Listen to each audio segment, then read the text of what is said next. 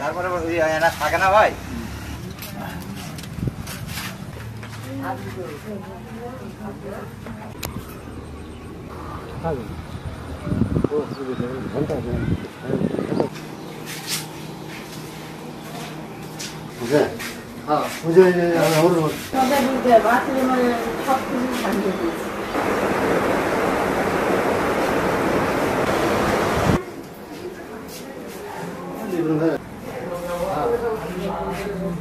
ঠিক 12:30টার সময় আমরা যখন পৌরসভাতে আসে উপস্থিত হয়, আমাদের তো ওভাবে অফিস খোলার জন্য আসি নাই, আমরা গেট লাগিয়ে দিয়ে বসে আছি, মানে আমরা বেতন পাওয়ার জন্য আসছি। আসার পরে দুর্নীতিকারীরা এমনভাবে হামলা দিছে, আসে আমরা গেট তালা মারে উপরে চড়ছি, উপরে চড়ার পরে আমাদের গ্রিলটা আসলো, গ্রিলটা ভেঙে একবারে ঢুকে পড়ে গেছে। ঢুকে পড়ে দিয়ে একটা ওলার একটা গ্যাস ছিল, গ্যাসের মতো একটা আগুন মারলো, মনে করে নিচে একবার তো দপদপ করে আগুন জ্বলে উঠলো। দেশের এই পরিস্থিতি দেখে আমরা খুব ভয়ে বা আতঙ্কে ছিলাম।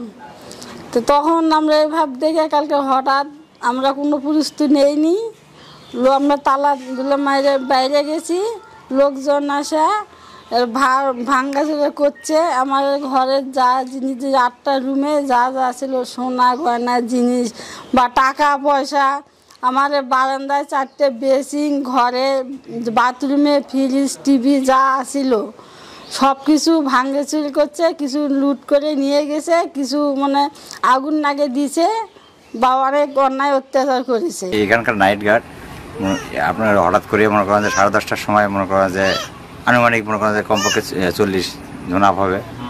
ওরা আসিয়ে পরে আগে সর্বপ্রথম লাইট অফ করার পরে তারপরে মনে করেন যে গাড়িতে আগে আগুন লাগিয়ে দিয়ে তারপরে শেষ পর্যায়ে মনে করেন অফিসে আগুন লাগাচ্ছে।